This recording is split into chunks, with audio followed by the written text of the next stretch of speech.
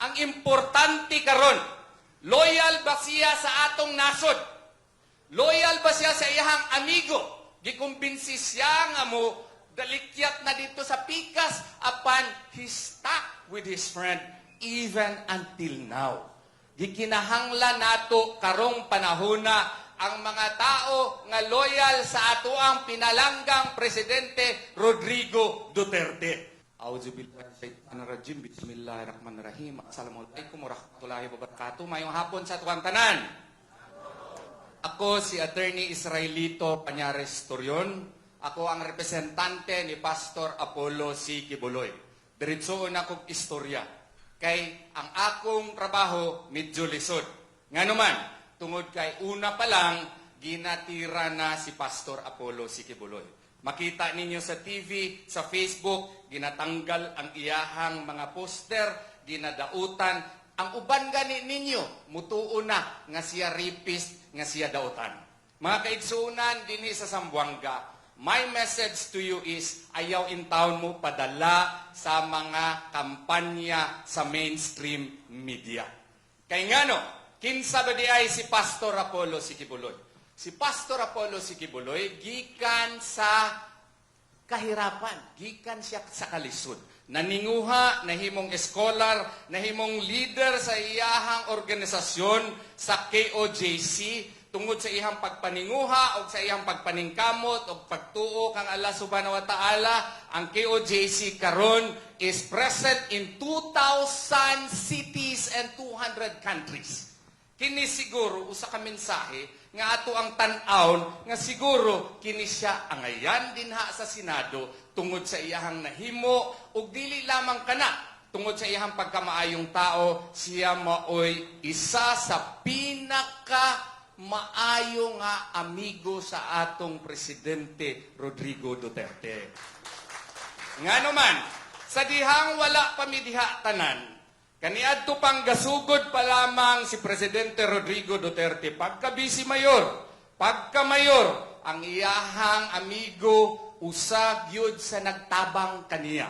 Dili lamang tabang, kung dili tinabangay gyud nga inigsuon. Dili lamang kana ninyo makita sa dihang mayor pa siya, gani kaniadtong pagdagan niya og presidente, kinsa ba gyud ay ang nagtabang kaniya? Ang SMNI nagtabang sa iyaha, nagtabang pud siya sa kutob nga iyang mahimo tungod kay duna siya 7 million members diri sa Pilipinas o sa overseas. Ngano nga siya dauton? Dauton siya tungod kay loyal siya nga amigo. Gihimo siyang rapist. Kini lamang nga rape, kinira nga rape dugay nako nga maglalaban. 26 anyos na ko maglalaban, kiniray rape nga wala malang gali panty. Wala malang gani police blatter.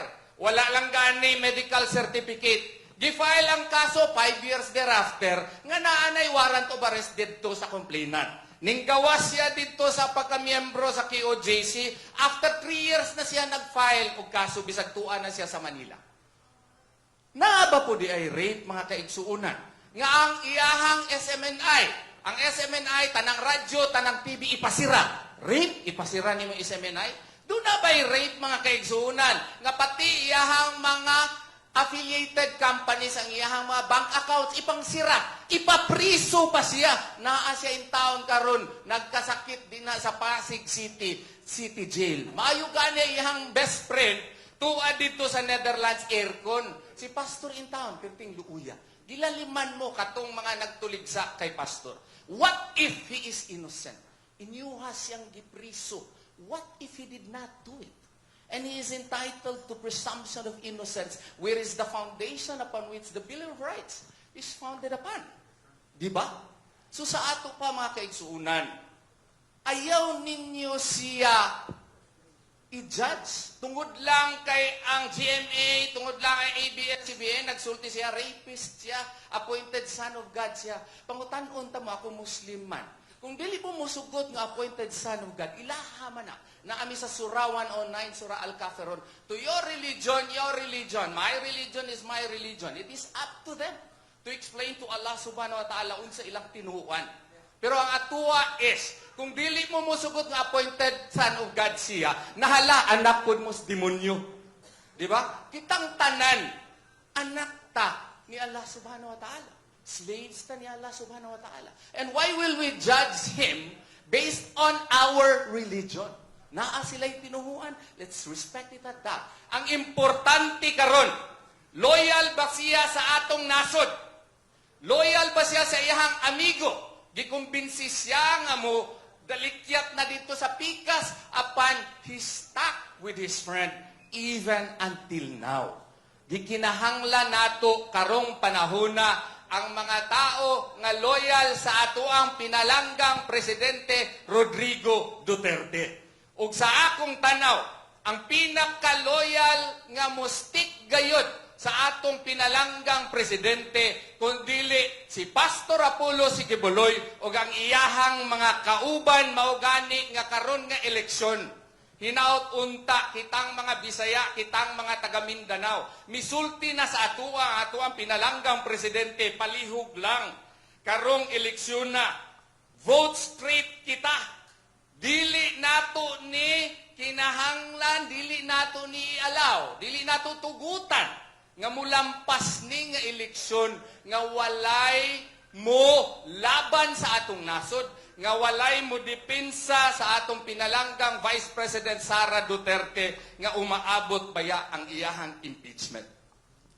So my dear Mindanaoans, I plead to you, I make a plea to you to please vote for Mindanaoans as well as vote straight sa atuang PDP laban unya para dili nato makalimtan na ako'y inyo share sa inyo ha. Kay lisod makayo hinumduman na ay kanta nga gihimo ako ang amigo nga taga Cabanatuan City.